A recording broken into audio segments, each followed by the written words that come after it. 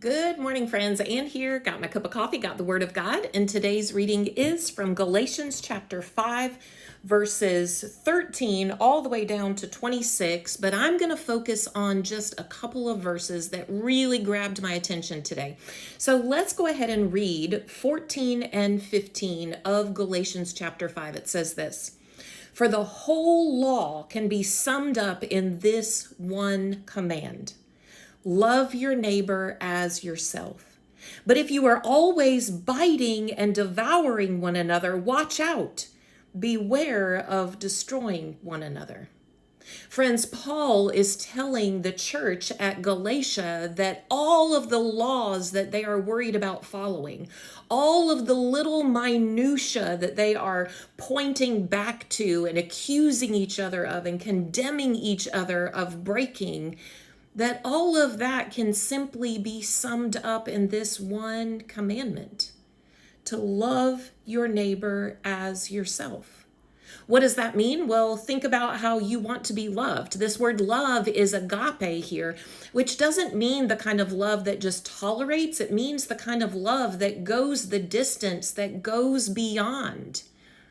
And just so you know that this is not something that Paul just mentions in this one place, let me read to you Romans chapter 13, verses 8 and 10. It says this: "Owe nothing to anyone except for your obligation to love one another. If you love your neighbor, you will fulfill the requirements of God's law. For the commandments say, you must not commit adultery, you must not murder, you must not steal, you must not covet. These and other such commandments are summed up in this one commandment: love your neighbor as yourself. Love does no wrong to others, so love fulfills the requirements of God's love." And just so you know that this is not just something that Paul said, but this is something that Jesus himself said in each of these three gospels. Let's start with Matthew. Matthew 22, verses 37 through 40 says this: "Jesus replied, you must love the Lord your God with all your heart, all your soul, and all your mind. This is the first and greatest commandment. A second is equally important: love your neighbor as yourself. The entire law and the demands of all the prophets are based on these two commandments."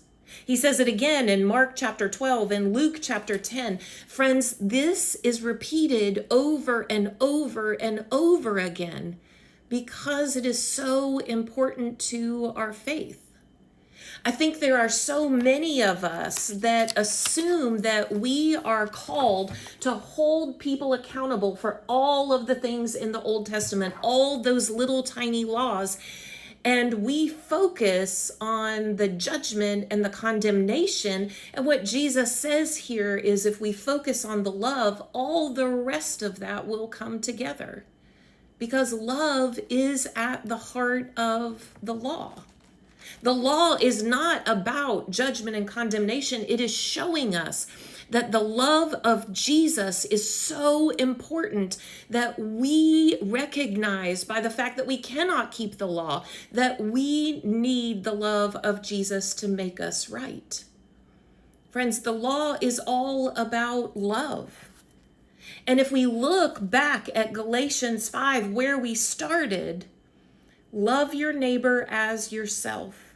But if you are always biting and devouring one another, watch out. Beware of destroying one another.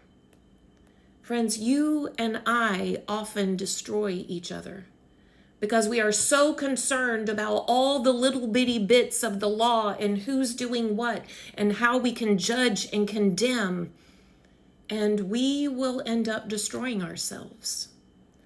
The cure for the world's disunity is love. It's loving our neighbor as we want to be loved ourselves. So friends, if you want to live in a different world, then make it a different world. Love your neighbor, because that fulfills the law. Have a good day.